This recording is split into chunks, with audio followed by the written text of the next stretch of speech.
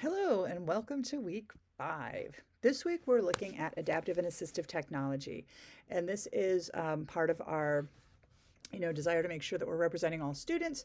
It tends to be students with special needs who are using this, although, you know what? If you look at UDL, all kids can benefit. So, with that in mind, what is going to happen this week is there's a bunch of articles. There's a couple from Janet Hopkins on accessibility, and those are from the early 2000s, but they still hold up. There's Wohan, who writes a lot about disability in libraries. This is how to make our libraries more welcoming to kids that have special needs.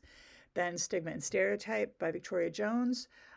There's the QIAT resource book that you can look at, and CAST, which is a Universal Design for Learning group. And then finally, Project Enable. Project Enable is amazing. It's through Syracuse University's School of Library Information Services. And it is for all, it's about, providing access for people with disabilities.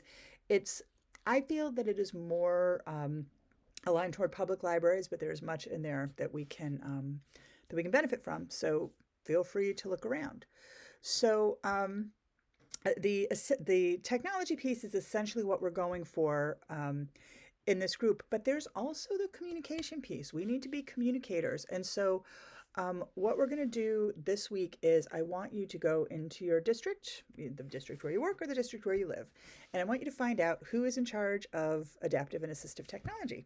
And sometimes people have come back and said, oh, I was surprised to learn that it was me.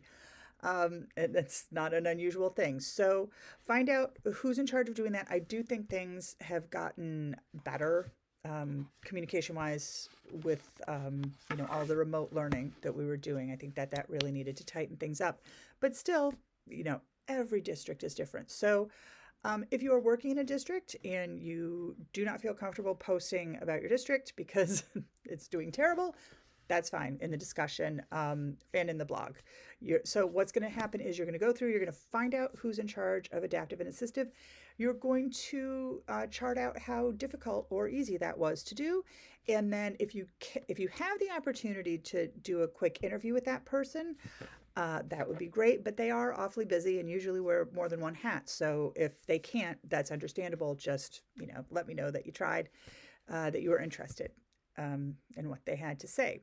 So take a look at those articles, talk to the stakeholders in your district, and I believe that we have, that is actually in an assignment tool, which we haven't used much.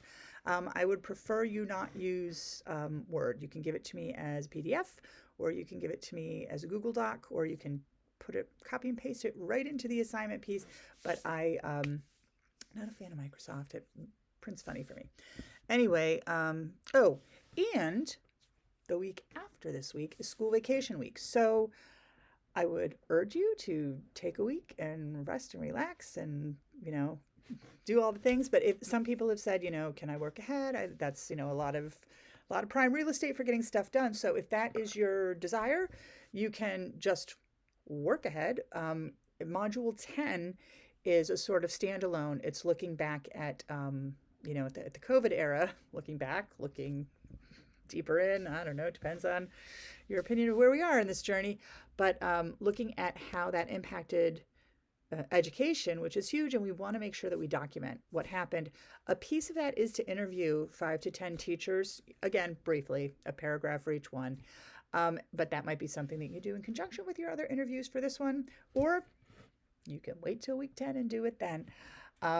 There's also the option to do a choose your own adventure. So if you have COVID fatigue, which God knows I'm right there with you often, and you just can't bear to think about it for a while, you can choose something else. You can pick another technology related topic, maybe something that we looked at briefly here, maybe something that's coming up and you want to take a different turn. Let me know. Just shoot me an email in Canvas and you can do that. But again, you might just want to sit and relax, and that's fine too. So let's see. I will not be making another movie until